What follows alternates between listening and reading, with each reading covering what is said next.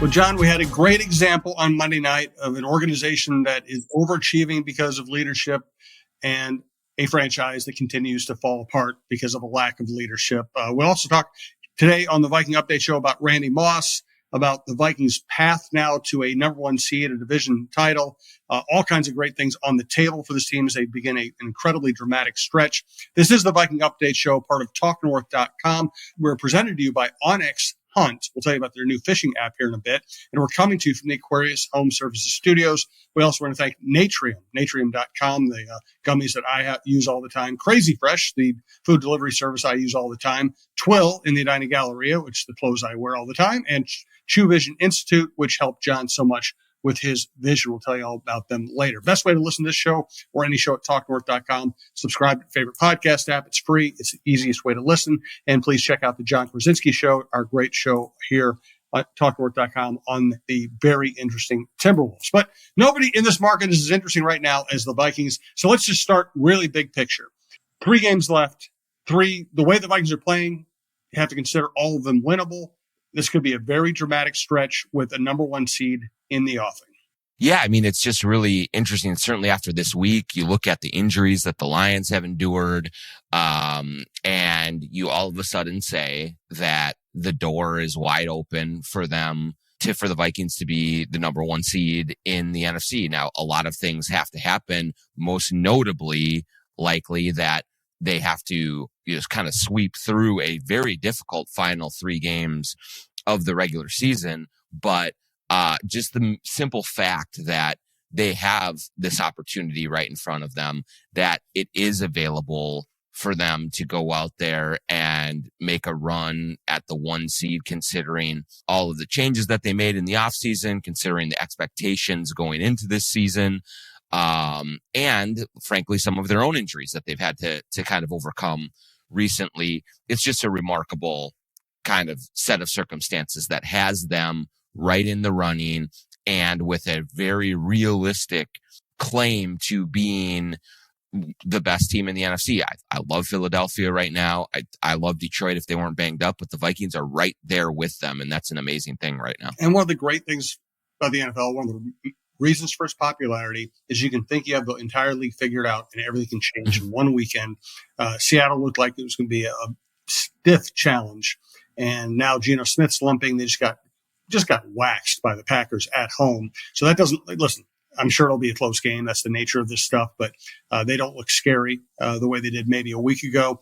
The Packers actually look better after what they did in Seattle and their ability to beat you so many different ways. They win without Jair Alexander on the road in a reputed tough place to play. And then, as you said, the Lions might have been the best team in the NFL before the injuries. Now they're devastated. They lose 2 of their best players, 2 players that really, between McNeil and Alexander, really give the Vikings problems. They are so aware of the defensive deficiencies that Dan Campbell tried an onside kick early in the 4th quarter just because he didn't think his defense could stop Josh Allen. I mean, it's there. The Vikings win the next 3 games. They win the division. They will have a first round bye. They might even have a number one seed.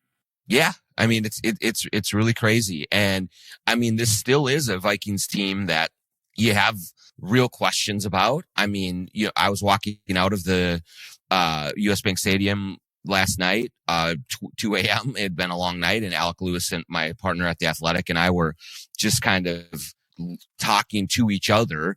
And you just say, can this team really go to the Super Bowl? And, we're saying this because they've won all these games, 7 in a row. They're 12-2. They have a really good analytics as a defense. Their offense just keeps chugging along, and they have many, many things going for them. They have a great coaching staff, all of those things, but still you just watch and you wonder, is this the team that can really do it? And the answer, I think, is yes. As much because of what is happening around them as what they are as a group. I mean, this is parity personified in the NFC and in the NFL this year. And so most all of these teams have some sort of flaw that they are dealing with, and the Vikings have their own as well. But I just don't see how you can look at what they have done, especially in these last 4 or 5 weeks as they really seem to have picked up some steam and say that, no, you know what, these guys are pretenders. I don't believe that. I think that they have a rightful claim to say we are one of the best teams in the NFC, and depending on matchups, depending on health, depending on a few outside factors, put us against any team in this conference and we can beat them. I'm not always a fan of Buck and Aikman. I think, Buck is an arrogant little twit, and Aikman can be Captain Obvious. But I listened to the broadcast during the game last night as I was covering it, and I thought Aikman did a really good job of really breaking down. You look at the Vikings offense, and they're scheming Justin Jefferson wide open, even against defenses that are absolutely set up to try to stop him. They're scheming open people underneath. They're scheming open, catch and run scenarios. They're making it easy for Darnold. And then you look at the Bears, and we know that it's still a dysfunctional organization, but either Caleb Williams can't see a wide open receiver right in front of him and throw him the ball, or his brain has been so scrambled by this coaching staff that he doesn't know to look at the open receiver right in front of him and throw the ball. Part of it, I think, is bad coaching. Part of it is, I think, Caleb Williams wants to be Fran Tarkenton. He wants to make 8 people miss before he makes a play, even when there's a wide open receiver for a first down right in front of him, and all he needs to do is just get rid of the ball. Yeah, look, he is a rookie, and so you want to give some sort of grace and patience for him to kind of acclimate to the league, to the speed of the game, to what he can get away with and what he can't. He is incredibly physically talented, but yeah, I do think that it looks to me like a quarterback who is relying almost solely on his physical gifts, and you see him against the Vikings trying to extend plays, trying to kind of make things harder than they have to be. Looking like he wants to go viral with every drop back that he has. And it just does not look like he yet has a feel for the game and for what he can get away with and what he can't and what he should be targeting. And so, last night he was facing a very cerebral Vikings defense. They love to play mind games with you. They love to trick you and outthink you and really just kind of pull an offense and a quarterback apart mentally. And I just don't think at this stage of his career, certainly with this coaching staff around him, that Caleb Williams is equipped to get into a battle of the mind with Brian Flores and with this veteran, Vikings defense. They just had him flustered. They had him kind of just running around with his head cut off. And I think as a result, he was missing some open receivers that were out there. He was not aided either by a couple of big drops from Keenan Allen and from Odunze that could have been touchdown passes. But overall, just the Bears are a freaking mess. And their priority is they have to get a coach in there who knows what he's doing, or otherwise you worry, you kind of risk squandering, the number 1 overall pick and, a quarterback that they thought was going to be their first franchise quarterback in forever. And what's fascinating about this, John, is that, believe it or not, I had this conversation with a couple of Bears writers. Believe it or not, the Bears were a knocked down Hail Mary away from being 5-2 and coming off a very impressive victory in Washington. And then the next week they blew it with a missed field goal that was set up by not getting any closer. And this team very easily could have been 6-2 and if they were 6-2, who knows what happens, but they would have certainly been a much more challenge last night, I would think. Instead, they're buried. They're firing coaches. They're about to hire another coach. There's enough talent on this roster that a good coach should come in and at least make them very competitive on a weekly basis. And this division could get even tougher if they hire the right coach. I couldn't agree more. I actually wrote it in our little preview before the game at The Athletic. And, we Alec and I both pick kind of a storyline each week to kind of focus on. And the one that I picked was, who are the Bears going to pick as a coach? Because I do believe that if you get that hire right, if you get the right system and the right person in there, there is a wealth of talent. You have Williams, you have Swift, you have Odunze, you have Allen, you have DJ Moore, you have some talent on the defensive side with Jalen Johnson and Sweat and some of those guys. And so they have plenty of building blocks to be a formidable opponent. But if you hire another Matt Eberflus and you flail and you miss, then that's going to just kind of set them back another 5 years. And so, whoever is doing the hiring, if it's Kevin Warren, Ryan Poles will have probably some sort of input, but they absolutely have to get it right, because if they do, this thing can turn around fairly quickly. And it is right there for them. And so I would be, if I were a Viking fan, watching that process very, very closely and being, a little concerned, because there's all sorts of talent on both sides of the ball for that team. And it's just been one that has sort of been rudderless with that coaching staff and how disorganized and how overwhelmed they are on a week in and week out basis. All right, let's get to the path ahead. Let's get to Randy Moss, and let's get to the Seattle game in specificity here.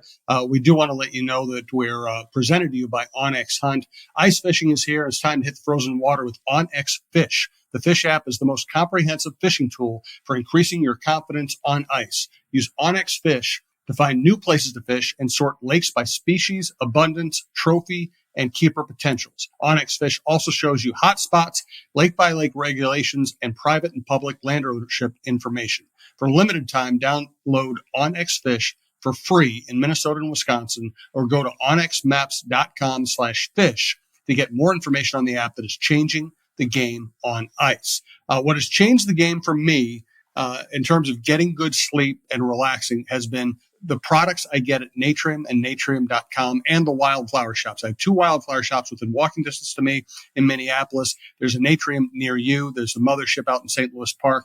Go to a Natrium and talk to the sales professionals. They're very knowledgeable. They can guide you to the right products. That's what my wife and I did. We went in there and said, okay, Stacy wanted something, to really knock her out at night. I wanted something to help me ease into sleep. And then we tried a couple of drinks out that just kind of an alternate to alcohol if you want to have a drink on the weekend, whatever.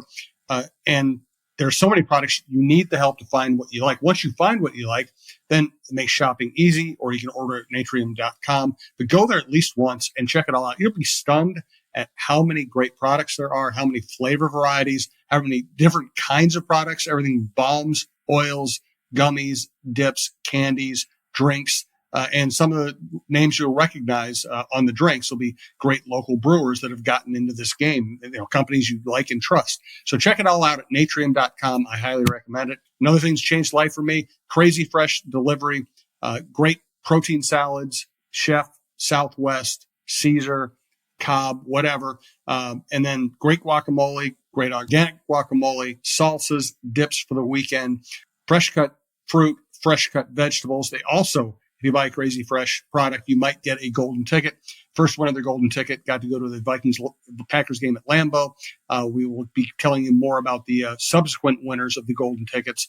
But a great company. I just love having healthy, good food delivered to me and making my life easy. It's such a good product that my wife is now stealing the salads from me and taking them to work because she doesn't have time to make her own lunch. So highly recommend all of that. All right, let's talk about Randy Moss before we get back to current events. Randy revealed that he had been diagnosed with cancer. Sounds like he's doing pretty well under the circumstances. Justin Jefferson catches a touchdown pass early. Yells, "I love you, Randy." Just bring us up to date on that whole saga. Yeah, I mean, I thought it was just a really cool scene at the stadium. And, one thing that you and I both know, Jim, is that no matter that Randy Moss has been retired for 12 years, that he's been, he hasn't worn a purple jersey for almost 15 years. He is such a just enduring part of this fan base and of this organization. And what you saw on Monday night was a real sort of outreach from the team and from the fan base to tell Randy that they're thinking of him. I mean, it was a really powerful moment before the coin toss when Chris Carter and Jake Reed came out to the middle of the field as honorary captains and holding a Moss jersey up high. I walked around the concourse before the game started, and there were 84 jerseys everywhere. And, they wore that brand new kind of icy white Winter Warrior uniform, in the game. And I saw a bunch of Randy Moss versions of that jersey. He never wore that jersey for the Vikings, but fans just got Moss made onto that jersey in 84 because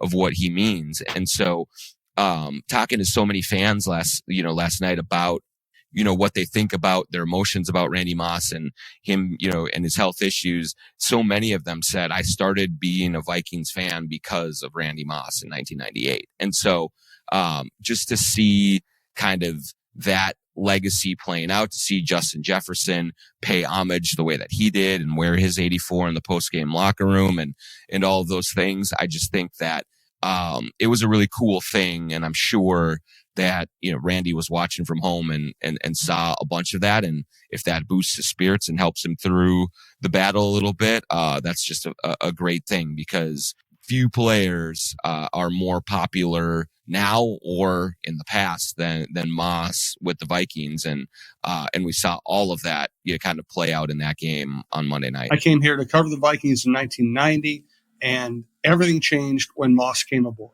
And remember, Red McCombs bought the team to strip it, flip it, and make a big profit. And then he saw Randy Moss in practice with what was already a good team. He's like, hold it. This team might win the Super Bowl. I'm not selling it now. The crowds went from older and quiet and grumbly to, that was when the NFL in Minnesota went from being something you did for 3 hours on Sunday and then, complained about the offensive coordinator, to being epics that people built their entire social lives around all fall. It changed everything. He really did have that kind of impact. And he had that impact on the Vikings fan base. He also had that impact on that division. All of a sudden, every team was drafting the biggest defensive backs they could find so they could have somebody keep up with Randy Moss.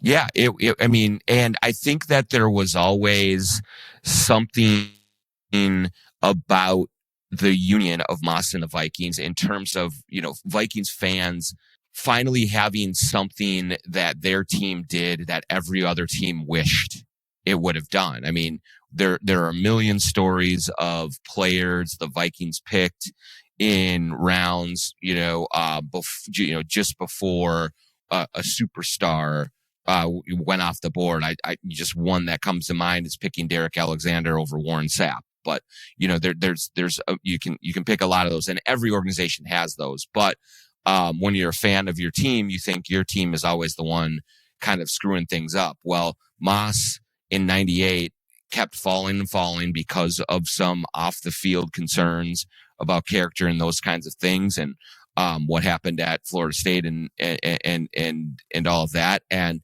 here were the Vikings taking a risk, quote unquote, taking a risk and grabbing him, where they did after, a ton of teams passed on him. And then to see him emerge as, pick what you want, but maybe the second best receiver of all time, and a player who, like Steph Curry in the NBA, literally changed the game in the NFL, and the way that you played offense, the way that you played defense, what your opponents did to try to stop you. He was that influential on the game itself, in addition to just all of the records that he set and the long bombs and all of those things. And so this was just something that their team did, that every other team in the league wished they had Randy Moss and wished they would have chosen him in that draft. And so I think that, fans really reveled in that. And so even when things didn't go well with the Vikings at the end of his first run, or, with that very short second marriage, there was a very real quick forgiveness, in this fan base because of just his stature in the league, his, the history that he made and how he played the game. And so, there's just so much of that outpouring in, that Monday night. Cause that's the other thing I kept thinking about, Jim, was that Monday night against the Chicago Bears late in the season as the Vikings were trying to vie for a playoff spot. Like that's the time that Randy Moss, would have just loved to be out there and to show the entire NFL world like who the top dog is. And he reveled in those moments. And it was really cool to see everyone just kind of try to pick him up while he's going through a difficult time. Usually I tell you about the great products at Twill, that I buy them, that I wear them all the time, that they're my best, not only my best clothes, but my most comfortable clothes. Completely changed my attitude about wearing nicer clothes because they are more comfortable than my sweatpants. But this time of year, you know what I'm going to tell you? I'm not going to tell you about the products. I'm going to tell you, go buy a gift card. It's the perfect gift to go to a place where everything in the store is fantastic. And it's the kind of place that, maybe somebody who's budget conscious might not think of as a place where you want to shop for Christmas or go buy something for themselves. So do the man in your life a favor. Go buy them a Twill gift certificate, gift card, and let them go pick something really cool out. They will find something they love, whether it's everything from golf shorts to fine Italian suits, stuff that you wear at hockey rinks, stuff that you wear to games, but also stuff that you can wear to a wedding or a high-level business meeting. They will have something you like, and it'll be a treat for the man in your life. I guarantee it. So go to twillmn.com to check their hours, location. It's in the Edina Galleria. It's a great place to shop this time of the year. It's much saner than like the Mall of America. It's relaxing. There are good restaurants. There's a Barnes & Noble in there. It's a great place to coffee shops, great place to hang out. And check out Twill. You will enjoy it. He has long-running professionals running his shop. They know their stuff. They will be able to recommend the right things for you, and I guarantee it'll be a pleasant experience. So check that out, Twill in the Edina Galleria. John, tell us about True Vision Institute. True Vision Institute in Bloomington. If you go to truevision.com, you can set up a consultation to go in like I did and go through a very thorough, very educational process to evaluate your options for vision correction. For years and years, I had been talking to people about LASIK surgery. I had worn glasses and contacts since I was in 4th grade and had always kind of thought about doing it, but always was just like, yeah, it can't really be that different from what I'm doing, on a daily basis. Right. And everyone who had it assured me like, no, it's the best thing ever. And I rolled my eyes and was kind of skeptical. Well, finally I bit the bullet, went into True Vision this summer, had my LASIK surgery with Dr. Chu. And I can tell you that everything that I was told that was right. Life is so much easier, so much more convenient now that I've had LASIK surgery. I just don't have to deal with all of the hassles of contacts and eyeglasses. I don't have to worry about yearly eye exams to update my prescription. I don't have to worry about what the latest trends and styles are with glasses themselves. And am I on top of it, or do I look behind the times and old like I am? I just have really great vision on a daily basis, and the people at Chew helped me through it. It's such an easy process. They inform you of everything all the way through. You feel great about making the right decision for you. And then if you do choose LASIK, like I did, the process is very quick and very easy. It takes less than 5 minutes to do the procedure. You go home, you take a little rest, you wake up, and you start feeling great and you're seeing great. So go to truevision.com to set up your consultation. Tell them John Krawczynski Show sent you. And in this season of holiday giving, treat yourself to something that will really change your life at True Vision. All right. So let's break this down. I'm sure, we all have recency bias. I'm sure there have been plenty of seasons where you get to this point and the Vikings have 3 games left and it feels incredibly dramatic and promising all at once. But I just can't imagine much being better than this. A surprise team being 12-2 with a chance to win the toughest division in football, going to Seattle, which is just a great atmosphere for a big game late in the season. It's misty. It's mystical. It'll be dark. It'll be getting dark as the game goes on. The fourth quarter will be played under the lights. You'll probably see rain or mist or something like that. It'll be cinematic. And then home game against the Packers. What's ever better than that in this market? And then at Detroit, maybe for a chance to win the division. This is going to be fantastic.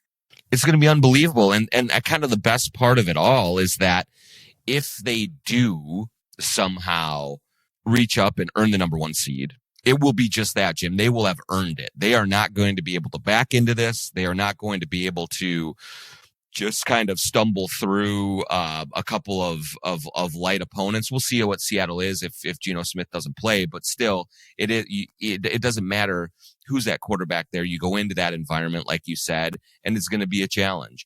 And then the Packers are playing some of the best football in the league right now, and so the kind of opportunity for satisfaction that would arrive should they sweep these three games, it's off the charts. And so they're going to be going into these games with real chances to win them all. They may be favored in at least two of the three, and maybe all of them, depending on who is left standing for the Lions in that last game. And I just think it just sets up for an epic kind of finish to the regular season and then on board into the playoffs. What you want to see from the Vikings is you want to see them stay healthy and avoid the big injury. Brian O'Neill kind of hobbled through the Bears game, was able to finish, but you just worry about stuff like that on an offensive line that is already banged up. You hope that they get Stephon Gilmore back here soon to help that defense as well. And then I think you just still want to continue to see Sam Darnold playing well. I thought that he was okay against the Bears. He made a couple of great throws, but largely it seemed like things were a little bit out of sync. So if he can kind of snap back into the rhythm that he was in prior to the Bears game and really lock in, I think they have a great chance to win all of these games. And again, we've talked about a lot on the show, Jim, but just to think about where we both were with expectations for this team in training camp, in the preseason, going into the regular season. And now here we are sitting in December with the number one seed, a viable possibility. It's amazing. And this has been an incredibly fun season. It is really sort of a different experience when you can watch a team go into a game and know that whatever happens, they are not going to get out coached. They're going to be super prepared and have a great game plan going into it. That's really fun. So these are high stakes games late in the season as we're all gathering with family for different holiday events and things. And, just what can be better than that? Yeah, no doubt. In terms of health, the Lions are absolutely devastated. I think the Vikings did well to survive this stretch without Stephon Gilmore. He comes back to face a team with excellent wideouts. DK Metcalf is a monster. Jackson Smith and Jigba is having a great season. And they have Tyler Lockett as a good number 3. So I think this is great timing for them in terms of injuries. It looks like O'Neill survived. We're talking here on Tuesday morning. We talked to O'Neill last night. He sounded pretty optimistic. He had a big smile on his face. He certainly didn't act like an injured player. We'll see how he comes through this week, but it certainly doesn't look like anything serious. I also wonder, this is one of those things hard to prove. I also wonder if this being a very humane organization that tries to take care of its players and has helped them stay healthy. Yeah, I mean, I do think that certainly the Vikings have a lot invested in player health. We have talked on this program before about the facilities that they have in Eagan and how highly they're rated among players themselves. I do think that they do everything possible to keep players healthy, and I think that they do deserve credit certainly for a lot of their health, because they have clearly put systems in place and measures in place to try to reduce the risk of the kind of soft tissue injuries, of the things that can come up that plague you and can really derail a season. Certainly there is some luck involved in that as well. And in such a violent game that you're seeing what the Lions are going through right now, and you're just looking at it and just like, how could that possibly happen? And some of it is just plain bad luck. But I do think there are steps and measures that an organization can take. There are facilities that they can put in place to help a player recover and take care of their bodies. And the Vikings are certainly doing that. Yes. All right. We've been talking about it throughout the season, so let's get to it right now. We'll wrap up today's show with our personal top of the NFC power rank between the Eagles, Vikings, Packers, and Lions. Not on their record, but not on their resume, but who you think is best right now. How would you rank those 4 teams? Yeah, I mean, I do think that the Eagles I've come around to you. You were a couple weeks ahead of me on it. I think the Eagles are number 1 right now. Health-wise, their defense is playing great. Hurts is actually throwing to A.J. Brown now, which looks like a step in the right direction. They're just so talented and so deep on both sides of the ball that I think they are the number 1 team. After that, it gets really dicey with the 3 NFC North teams. I think that I'm going to say that it goes Vikings 2, Packers 3, Lions 4, just because of the injuries. And I think those 3 are all clustered so close together that, I mean, it's almost indistinguishable between them. I love the way that the Packers are playing right now. They seem to be really kind of hitting their stride, have the wind at their backs, going into this stretch run. And so I think in 2 weeks, I mean, that showdown between the Vikings and the Packers might actually be, the most important game kind of left for any of these teams down the stretch, and what happens there, because it can play such a big role in seeding. And if you have to go on the road for 3 straight games in the playoffs, or if you get a chance to be at home. And so I can't wait for that game. But yeah, I think tentatively it's Eagles, Vikings, Packers, Lions for me. John, we had the long production meeting this morning where we set up all these topics so we could argue about them, because that's what people want, is 2 old guys arguing. Oh, 1 old guy, one in his prime guy arguing. You know what? Honestly, that's exactly everything you said is exactly the way I feel. I think the Lions injuries dropped them. I think the Eagles proved that they are the best team. They have the best roster. They can beat you the most different ways. And I think the Vikings are right on their heels. And here's the interesting X factor. 2 interesting X factors in all this. The Packers could end up being the best team in the NFL. They really could. And the Eagles, they're doing we said something that caused an uproar, and now we're going to blame you for reacting to what we said that caused an uproar. Right. Not real logical. And I'm always suspicious of teams that have to create false narratives to motivate themselves. So while they played great last weekend, while they're probably the best roster in football, I don't really trust them. Yeah, I think I do. I think that's fair. When you, and especially like when you are talking about, I think we are both in the camp of, it's almost splitting hairs, with teams this close. And so, every team does have flaws. And it's just going to be a matter of, in these matchups, like, which I think coaching staff can exploit the other flaws of the other team a little bit better. And I will say, like, I love Green Bay's coaching staff. I love Detroit's coaching staff. I love the Vikings coaching staff. But yeah, I think the Eagles won. Even it seems like even their fans want Nick Sirianni fired, and just, you listen to some of the national discussion about the Eagles, and a lot of it goes to that fan base just not really being convinced themselves of what this team is doing and how this team is. So if the locals aren't convinced, I certainly can go into it with a little bit of trepidation as well. It is jam-packed at the top. Anything can happen with it. In this age of NFL parity, there are no, I don't think, like, dynasty level teams. But the Eagles have, I think, the most talent available to them right now. And it's a matter of, can they harness it? Can they get in the right direction? Because I believe that Packers, Lions, and Vikings will all have their coaching staffs develop really great game plans to maximize their talent. Will the Eagles do the same? Good stuff, John. Hey, everybody, check out the John Krawczynski Show. The Wolves are fascinating as well. Another really fun team to be around and talk about. Check out that show. Check out Jeff Diamond's Vikings and NFL Insider, and we'll talk to you soon.